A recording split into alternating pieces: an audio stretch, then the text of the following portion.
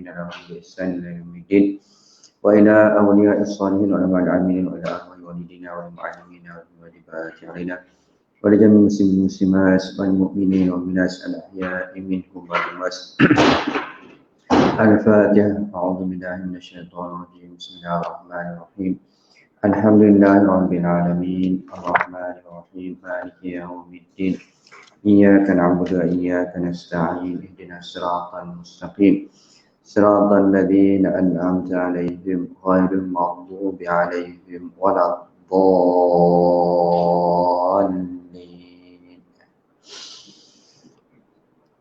بسم الله الرحمن الرحيم. الحمد لله رب العالمين والصلاة والسلام على أشرف الأنبياء والمرسلين سيدنا محمد وعلى آله وصحبه أجمعين.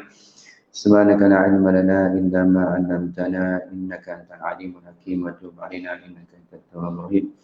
اللهم صل على سيدنا محمد الفاتح لما أغلق والخاتم لما سبق ناصر الحق والحق والهادي إلى صراطك المستقيم وعلى آله وصحبه حق قدره العظيم. ربي زدنا علما وارزقنا فهما ربي زدنا علما وارزقنا فهما ربي زدنا علما وارزقنا فهما. أما بعد. Masih kepada pengurusi majlis, khususnya kepada hadirin-hadirat yang dirahmati Allah SWT. Alhamdulillah kita telah diperlukan Allah SWT untuk sama-sama menunaikan solat fardu maghrib secara berjamaah, dan seterusnya kita mengisi masa kita sebelum kita menunggu solat yang berikutnya. Sebab ada hadis menyebutkan di sini, duduk di dalam masjid menunggu solat mendapat pahala bersolat. An Abi Hurairah radhiyallahu anhu anna Rasulullah sallallahu alaihi wasallam qala al-malaikatu tusalli ala ahadikum ma dama fil musallahu ma lam yuhdith. Allahumma ighfir lahu, Allahumma arhamhu, la yazalu ahadukum fi salatin ma damatis salatu tahbisu. La yamna'uhu an yanqaliba ila ahlihi illa salat. Daripada Sayyidina Abu Hurairah radhiyallahu anhu, beliau meriwayatkan bahawa sesungguhnya Rasulullah sallallahu alaihi wasallam bersabda, para malaikat itu sentiasa berselawat mendoakan keampunan bagi seseorang daripada kamu selama mana dia masih berada di tempat dia melakukan solat. Selama mana dia belum berhadas, dalam keadaan berhadas. Mereka berkata, yakni para malaikat, Allahumma ighfir lahu, Allahumma arhamhu. Ya Allah, ampunilah dia, ya Allah, rahmatilah dia. Dan seseorang daripada kamu itu dikira masih berada di dalam solat selama mana solat zuhur yang menghalangnya, iaitu tidak ada yang menghalangnya untuk pulang kepada ahli keluarganya dari masjid melainkan solat. Jadi hadis sahih yang riwayat Al-Bukhari yang memberi maksud bahawa sekiranya seseorang itu lepas solat maghrib kemudian dia menunggu solat isyak, contoh kita sekarang lah, dan dia menunggu solat isyak tu dan maksudnya dia duduk di masjid tu untuk menunggu solat isyak. Jadi kita alhamdulillah kita isi lagi masa untuk menunggu tu dengan kita membaca, mengisi dengan pengajar ilmu. Kalau contoh dia menunggu sahaja, seorang itu menunggu sahaja duduk di masjid lepas solat, kemudian lepas solat fardu, contoh maghrib, nak tunggu solat isyak. Selama mana waktu dia berada di masjid itu, maka dia mendapat pahala solat. Jadi itu maknanya sebagai satu bentuk motivasi bagi kita untuk solat. Tak payahlah balik rumah, tunggu sampai solat isyak baru balik rumah.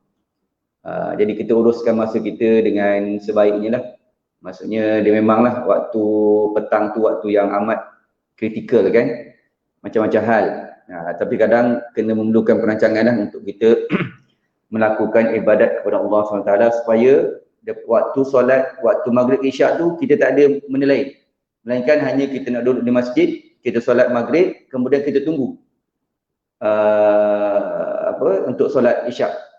Jadi walaupun kita tak buat apa-apa waktu tu pun dikira kita bersolat. Apatah lagi sekiranya kita mengisi masa kita dengan baca Quran, kemudian berzikir sementara kita nak menunggu solat isyak, kemudian macam kita buat sekarang lah, kita mengisi lagi masa kita dengan pengajar ilmu, maka berganda-ganda lah pahalanya, insya-Allah.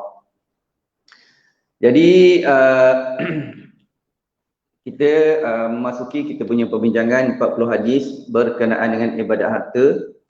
Jadi kita ulang kaji kita ambil hadis yang pertama, bagaimana Al-Quran dan harta adalah dua pintu dan peluang ibadat yang besar. Ini amat kita kena ulang-ulang supaya kita yang diberi peluang oleh Allah SWT untuk mempunyai harta, maka itulah pintu untuk kita melakukan ibadat. Tidak boleh daripada Abdullah bin Umar radhiyallahu anhu mengatakan bahawa baginda Nabi SAW bersabda, tidak boleh ada rasa dengki, cemburu melainkan bagi dua orang manusia, iaitu seorang yang telah digunakan ilmu dan kefahaman Al-Quran oleh Allah SWT dan diberi beramal dengannya pada waktu malam dan siang. Ini kelebihan bagi orang yang tahu tentang Al-Quran. Khairukum man ta'allama Al-Quran wa 'allamahu. Sebaik-baik di kalangan kamu adalah orang yang belajar Al-Quran dan mengajarkannya. Sebaik-baik. Kalau tak mampu untuk mengajar, at least untuk diri sendiri. Banyak yang pahala membaca Al-Quran. Kemudian hadis yang kedua, seorang yang digunakan Allah SWT dengan kekayaan harta benda dan dia menginfakkannya pada jalan-jalan kebaikan pada waktu-waktu malam dan juga siang. Inilah untuk panduan kita bagi yang mempunyai harta. Jadi kalau boleh amalkan sedekah setiap hari. Kalau contoh macam kita nak mulazamah melazimi surau ini, contoh salat subuh, lazimi waktu subuh tu lah. Tak payah banyak, 50 sen RM1, tetapi setiap hari. Sebab tu Rasulullah kata, khairul amal adwamuha wa in qalla. Sebaik-baik amalan adalah berterusan walaupun sedikit. 10 sen, 20 sen. Sebab tu kami di Pusat Islam Musim kita ada bus guna aplikasi. Jadi waktu subuh tu memang ada 40 sen, 30 sen, 50 sen, hari Jumaat RM10. Jadi sebab tu kita ni kadang-kadang ibadat ni kena strategi juga kan. Maknanya cari mana waktu yang paling berganda-ganda tu lah. Kemudian kita baca juga satu hadis berkenaan dengan bagaimana berlumba-lumbanya para sahabat untuk melakukan ibadat. Kan kita dah baca hadis tersebut.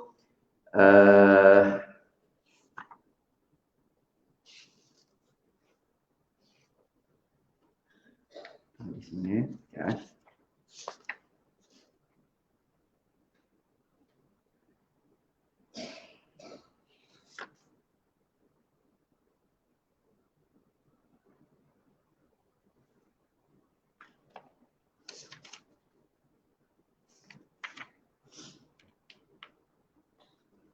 Hadis ni ibarat harta adalah kelebihan kurniaan Allah kepada seseorang. Jadi yang ni pun kita kena sentiasa, sebab itulah kita bila beramal ni kalau boleh kita buat setiap masa. Kan? Kalau hadis nombor 9 tu hadis berkenaan dengan bagaimana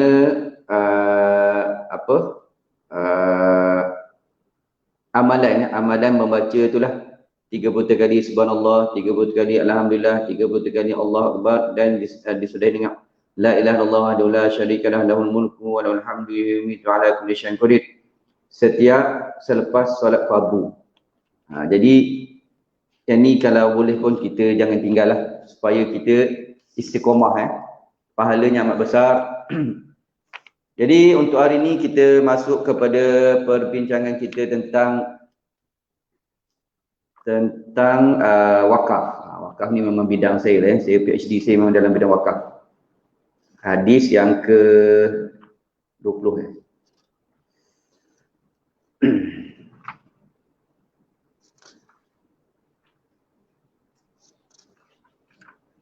20 hadiah.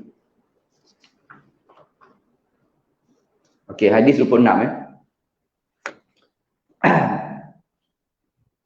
Qala musannif rahimahullah ta'ala wa nafa'na bi ulumi fi dar amin. Wakaf mengekalkan asal harta dan mengalirkan manfaat dan hasilnya. Ali bin Umar radhiyallahu anhu qala asaba Umaru adhan bi Khaybar. Fa'atan Nabiyya sallallahu alaihi wasallam yastamiruhu fiha faqala ya Rasulullah inni asabtu adhan bi Khaybar lam usib malan qattu huwa anfasu indi minhu. Fama ta'muruni bihi qala in syi'ta habasta aslaha wa tasaddaqta biha. Qala fatasaddaqa biha Umaru annahu la yuba'u asluha wa la yubta'u wa la yurasu wa la yuhabu. Qala fatasaddaqa Umaru fil fuqara wa fil qurba wa fil riqabi wa fi sabilillah wa ibnis sabil wa dhaifi la junaha ala ma waliha an ya'kula minha bil ma'ruf aw yut'ima sadiqan ghayra mutawwilin fih. Hadis sahih Al-Bukhari. Yang bermaksud daripada Sayyidina Abdullah bin Umar radhiyallahu anhu, beliau berkata, Sayyidina Abdullah bin Umar ni adalah merupakan anak kepada Sayyidina Umar radhiyallahu anhu dan juga adik kepada Sayyidatina Hafsah, isteri Rasulullah sallallahu alaihi wasallam, dan dia adalah merupakan seorang pemuda di zaman Rasulullah yang menjadi kibarus sahabah disebabkan dia berdamping dengan Rasulullah sallallahu alaihi wasallam. Jadi mudah untuk berdamping disebabkan oleh ayahnya baik ataupun sahabat Rasulullah sallallahu alaihi wasallam, kemudian akaknya merupakan isteri Rasulullah SAW. Jadi Sayyidina Umar dia berkata, Sayyidina Abdullah bin Umar berkata, Sayyidina Umar ayah dia, Sayyidina Umar Al-Khattab radhiyallahu anhu telah mendapat sebidang tanah di Khaybar. Ini tanah rampasan perang bila Yahudi saya tengok Yahudi Bani Nadir ke Bani Qainuqa ke Bani Dela Tiga tu kan. Tapi ini perang yang terakhir yang menghalau. Yahudi ni dia khianat, dia nak membunuh Rasulullah SAW, maka Rasulullah memerangi mereka. Dan kawasan penempatan Yahudi ini adalah penempatan kawasan pertanian yang amat subur. Jadi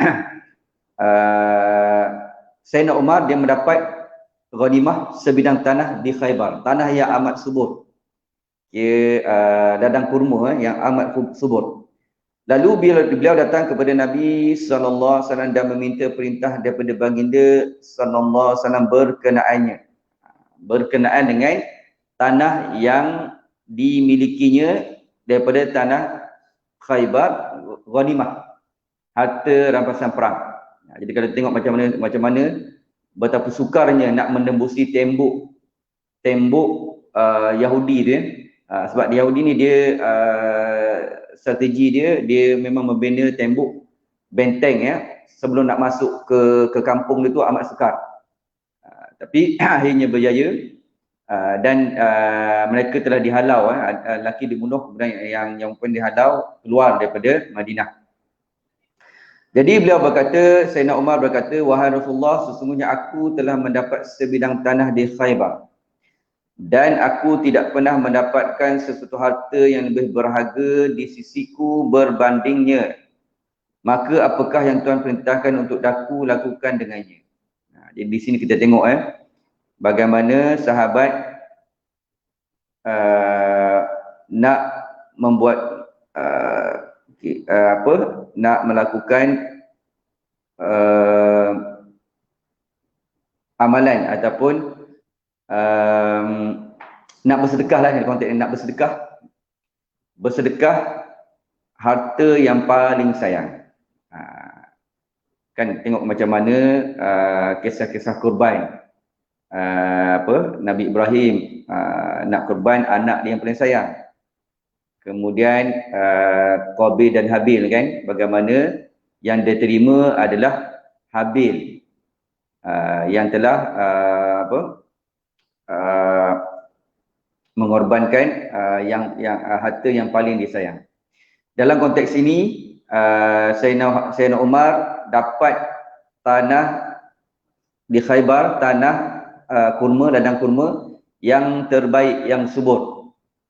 Jadi boleh jual dia punya, maknanya taman itu, kebun ladang tersebut mendatangkan pendapatan kepada beliau.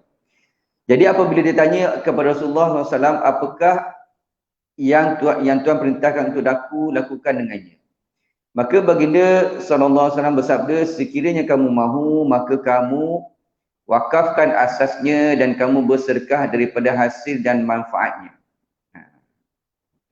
Jadi wakaf ni kita serahkan harta tersebut kepada Allah Subhanahu Wa Taala. Jadi harta itu bukan lagi milik kepada pemilik harta tersebut.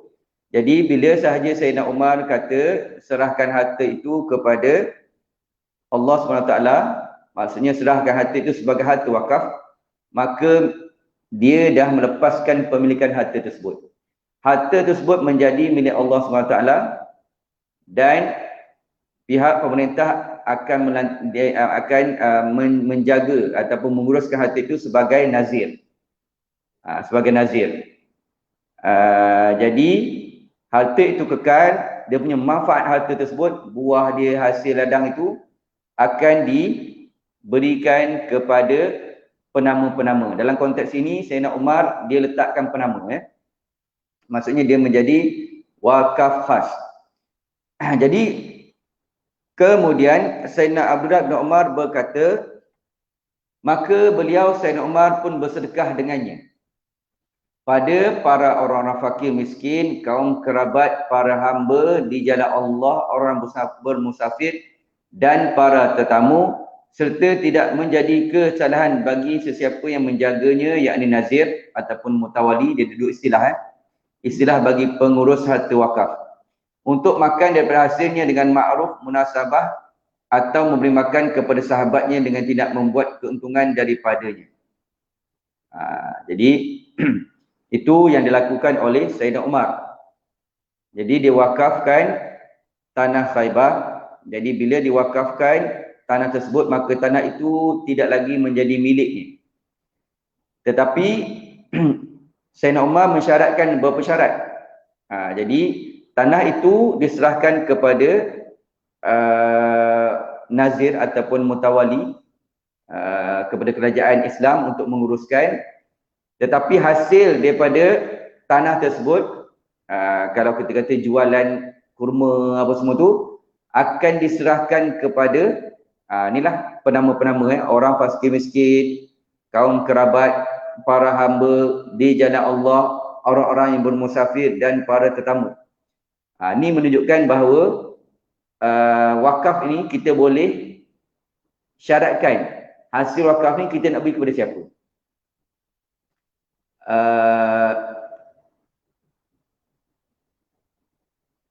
Datuk Syed Osman Al-Habsyi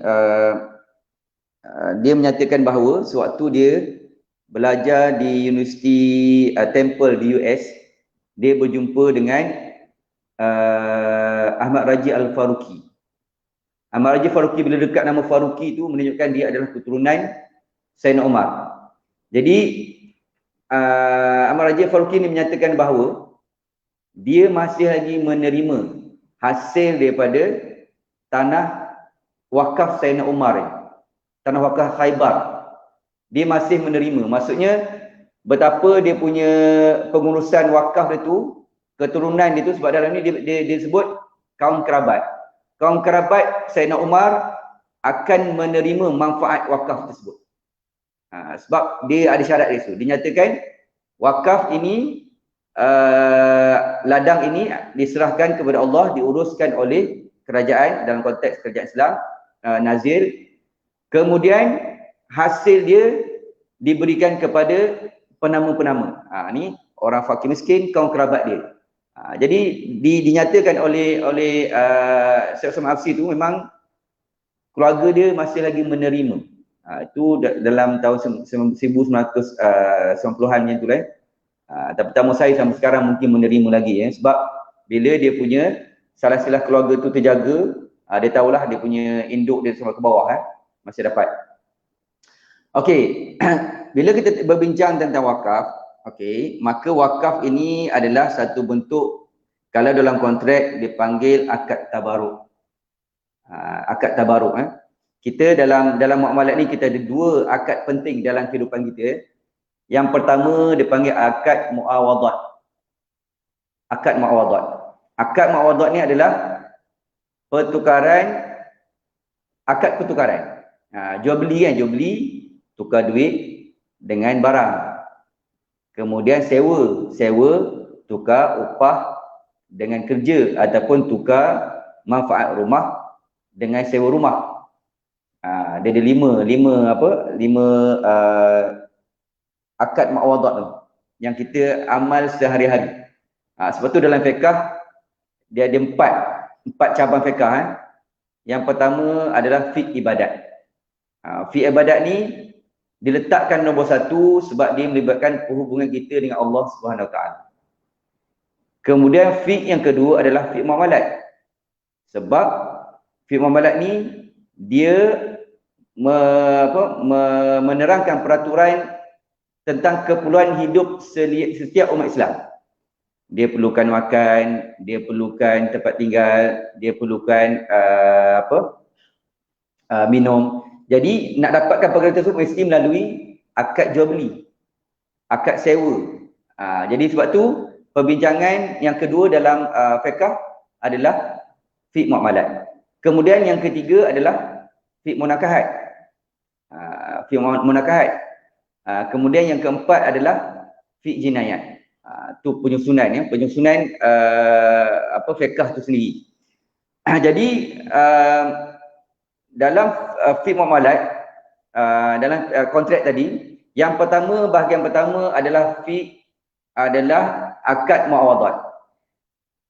Yang bertentangan dengan akad muawadat adalah akad tabaruk. Akad tabaruk ni lah banyak sedekah, hibah, itu semua. Apa itu akad tabaruk? Akad tabaruk adalah, kalau dalam bahasa Inggeris dia, sebab saya mengajar subjek ni, giving something without compensation. Kita beri satu tanpa timbal balas. Kalau muawadat, kita tukar, kita bayar duit, kita dapat barang. Kan, kita buat kerja, kita dapat upah. Kita gunakan, kita sewa rumah, kita dapat manfaat duduk rumah tu, kemudian kita bayar sewa. Itu ada pertukaran. Sebab tu panggil muawadat, akad pertukaran. Exchange contract. Exchange contract ni lama cuti ni, bulan 10 baru masuk student baru sebab saya memang mengajar fiqh muamalat jadi itu akad muawadat. Kemudian bila akad tabarruk, yang kita ini dalam ni yang banyaklah dalam ni, sedekah, manihah, apa semua adalah akad tabarruk. Akad tabarruk ni maksudnya kita beri harta kita tanpa kita mendapat apa-apa balasan. Kita sedekah dekat masjid, duit RM1, kita tak dapat apa-apa. Itu giving something without compensation. Tetapi kita orang Islam percaya Allah menjanjikan pahala di akhirat. Itu ya. Tapi di dunia ni memang kita tak dapat apa-apa. Kita bersedekah, sebab tu konsep dia, kita beri sesuatu tanpa kita mendapat apa-apa balasan. Berbanding dengan akad muawadat. Akad muawadat, jual beli, sewa, dia pertukaran. Pertukaran duit dengan barang, pertukaran servis dengan upah. Itu semua itu wakaf.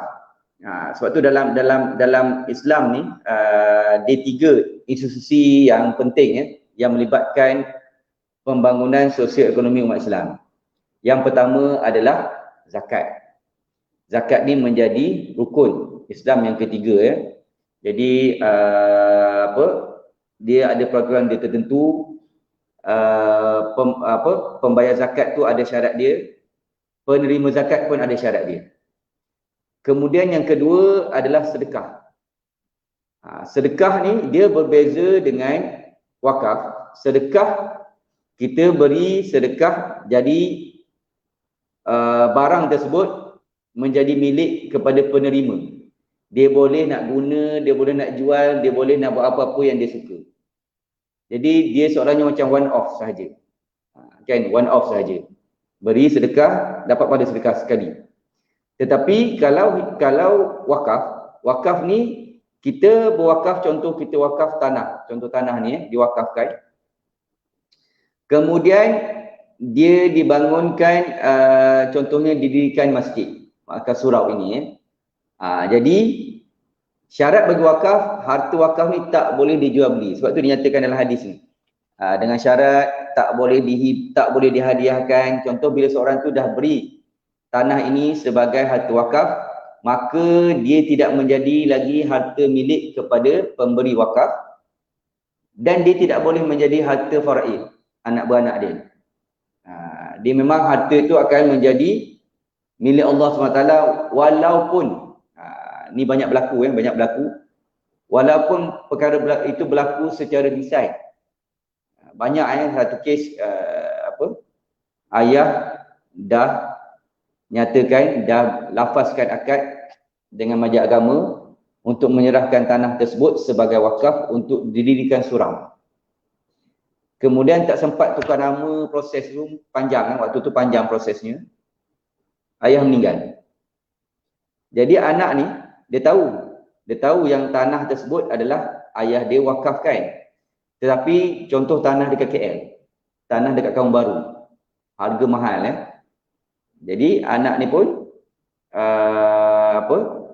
bila documentation, memang tanah tu bawah nama ayah dia.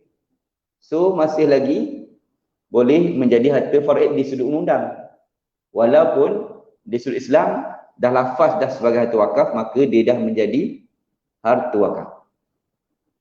Maka anak tu dia jual tanah tersebut dan dibahagikan dia punya duit dia. Kemudian apa yang majlis agama buat? Majlis agama beli tanah satu lagi yang lain dan sebagai ganti daripada tanah tersebut. Itu yang berlaku. Okey. Itu wakaf. Maksudnya wakaf ni, kalau kontrak tabaruk, wakaf ini adalah kontrak yang paling terbaik. Sebab dia kekal, harta tersebut kekal. Sampailah, dia ada dua kategori lah. Sampai habis guna, ataupun kalau macam tanah ni sampai habis lah, maksudnya sampai kiamat lah itu kan. Selagi mana kita tahu dia sebagai harta wakaf. Sebab tu di Malaysia ni, harta wakaf, kebanyakan masjid, tanah di masjid tu adalah harta wakaf. Sebab tu harta wakaf antara yang besarnya adalah masjid-masjid di Malaysia ni digazetkan sebagai harta wakaf. Dan sekarang ni mudah untuk kita berwakaf. Jadi banyak kita kata contemporary. Kalau dulu wakaf ni hanya dengan tanah, kemudian bangunan. Itu yang daripada zaman dulu. Kalau contoh harta wakaf yang paling di Malaysia ni yang paling lama adalah Masjid Kampung Hulu di Melaka, 1786. Sekarang dah 1886, 1986, 200 tahun lebih lah. Bukan sebab kita belum lagi 2086 kan, baru 2022. Jadi ada 200 tahun lebih. Dan dia masih lagi dalam binaannya yang asal. Jadi kalau kita dari sudut motivationnya, betapa siapa yang mendema, yang membina masjid tersebut, masih lagi insya-Allah akan mendapat ganjaran pahala daripada Allah SWT selagi mana masjid tu ada. Itulah semangat wakaf ini. Jadi sekarang ni untuk wakaf ni pelbagai cara. Yang terkini contemporary adalah wakaf tunai. Kita boleh wakaf dengan wakaf tunai. Kemudian duit wakaf itu akan ditukarkan kepada aset. Kita biasa dengar kan, wakaf beli PA system, kalau untuk surau, untuk beli aircon, untuk beli sejadah. Itu satu peluang bagi kita untuk kita kata mendapat ganjaran pahala daripada Allah Taala yang berterusan. Jadi dinyatakan dekat situ, kat bawah tu, maka hadis ini merupakan dalil yang jelas bagi pensyariatan wakaf. Rasulullah SAW menganjurkan agar manfaat tanah tersebut diagihkan dan tanah tersebut ditahan dan dikekalkan bagi tujuan tersebut. Jadi tanah tersebut kekal sebagai tanah kurma, ladang kurma. Manfaat tanah tersebut, hasil kurma itu yang diagihkan kepada penerimanya seperti mana yang dinyatakan dalam hadis. Imam Ibn Hajar Al-Asqalani menyebut di dalam Fathul Bari.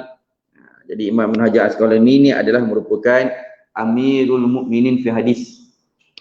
Dan dia juga bermazhab Syafi'i. Menyebutkan di dalam Fathul Bari, wa hadis Umar hadza aslun fi masyru'iyyatil waqfi. Dan hadis Sayyidina Umar radhiyallahu anhu ini adalah merupakan asas bagi pensyariatan wakaf. Kemudian gambar rajah di bawah menggambarkan wakaf yang telah dibuat oleh Sayyidina Umar Al-Khattab radhiyallahu anhu. Hadis ini telah menjadi asas bagi pensyariatan wakaf. Jadi dinyatakan isu pewakaf, siapa yang mewakafkan harta dia. Dalam konteks ini, hadis ni Sayyidina Umar radhiyallahu anhu. Kemudian pengurusan dan harta wakaf. Harta wakaf itu diuruskan oleh mutawali ataupun nazir ataupun wali. Kalau dalam konteks sekarang ni dia beri pilihan lah, sama ada kita nak lantik mutawali kita sendiri ataupun majlis agama yang menguruskannya. Kemudian idarah dan imarah, itu tujuan nazir pengurus wakaf. Aset wakaf dia adalah tanah di Khaybar, ladang kurma, dan hasil dan pengagihan dengan ma'ruf dan munasabah. Ghallah dia panggil hasil dia diberikan kepada atau penama dia, 6 penama fuqara, kaum kerabat, para hamba, fi sabilillah, musafir dan juga tetamu. Ni contoh. Kalau yang biasa berlaku juga sekarang ni galakan untuk berwakaf adalah wakaf air kan, wakaf telaga air. Itu diambil daripada asar ataupun Sayyidina Uthman bin Affan radhiyallahu anhu, ketika mana Rasulullah SAW dan sahabat berhijrah ke Madinah. Jadi ekonomi di Madinah waktu itu dikuasai oleh orang Yahudi. Orang Yahudi jahat sumber air pun dia jual. Jadi di antara sumber air di Madinah waktu itu adalah perigi. Itu dia panggil perigi rumah. Nama dia perigi rumah Jadi perigi ini dimiliki oleh seorang Yahudi. Jadi orang Islam yang miskin datang berhijrah daripada Mekah ke Madinah. Jadi barang asas pun perlu dibeli. Jadi untuk menyelesaikan perkara tersebut, maka Sayyidina Uthman, Rasulullah menggalakkan para sahabat untuk membeli perigi tersebut. Jadi Sayyidina Uthman pun approach ataupun berbincang dengan Yahudi tersebut untuk membeli perigi tersebut. Pada mulanya dia tidak mahu menjual, tetapi kemudiannya dia bersetuju menjual dengan harga yang mahal dengan syarat dia jual air itu akan dijaga oleh kedua-dua ni selang sehari. Contoh hari ini Sayyidina Uthman akan jaga perigi tersebut. Dia boleh buat apa-apalah. Kemudian hari esoknya Yahudi tu akan jaga. Jadi sewaktu Yahudi tu jaga telaga tersebut, maka dia jual air. Tetapi waktu Sayyidina Uthman, jadi dia kata free. Siapa nak ambil air boleh, tak ada masalah dekat perigi rumah tersebut. Jadi bila macam tu time Yahudi tu jaga perigi tu, jadi tak ada siapa pun yang membeli air. Last kali Sayyidina Uthman membeli lagi sebab sebenarnya tadi dia jual separuh je. Dia jual separuh. Bila jual separuh, jadi selang sehari lah. Hari ini Sayyidina Uthman jaga, esok Yahudi jaga. Kemudian bila dia tak ada orang jual, tak ada orang beli air, maka Yahudi tu pun kata okey, dia setuju untuk jual lagi separuh. Jadi keseluruhan perigi itu milik Sayyidina Uthman dan dijadikan sebagai harta wakaf. Tu ada, saya rasa dia punya lokasi dia dekat saya ingat kat masjid mana, Masjid Nabawi apa perigi rumah ni. Dan di perigi inilah hilangnya cincin Rasulullah SAW Jadi Dan saya rasa perigi tu pun dah tak ada, tinggal tempat ni saja yang ada sekarang ya, di Madinah. Tu ya, hadis yang ke-26 ini membincangkan tentang harta wakaf. Inilah peluang kita untuk berwakaf, dan of course dalam konteks semasa yang paling kita sayang duit lah. Okay. Duit antara harta yang paling kita sayang zaman ini, dan kita ada peluang berwakaf harta tunai, wakaf tunai. Maka gunakanlah peluang tersebut. Jadi kalau contoh ada orang nak buat masjid, ada orang nak buat madrasah, ada orang nak buat pondok. Jadi itu gunakanlah peluang tersebut untuk berwakaf. Selain itu banyaklah sekarang ni kan orang nak beli kadang projek wakaf untuk beli kipas, projek wakaf untuk beli aircon. Maka gunakanlah peluang tersebut untuk infak, untuk mendapatkan pahala daripada harta yang kita miliki.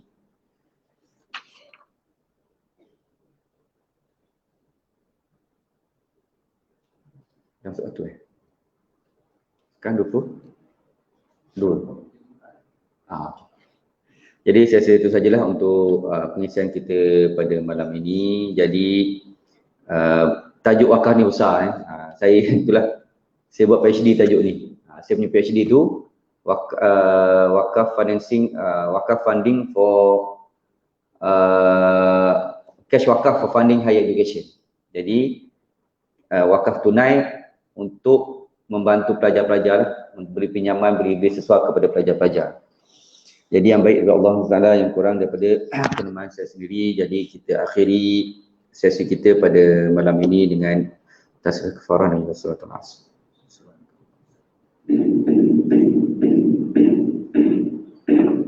Wabillahi taufiq wal hidayah. Wassalamualaikum warahmatullahi taala wabarakatuh.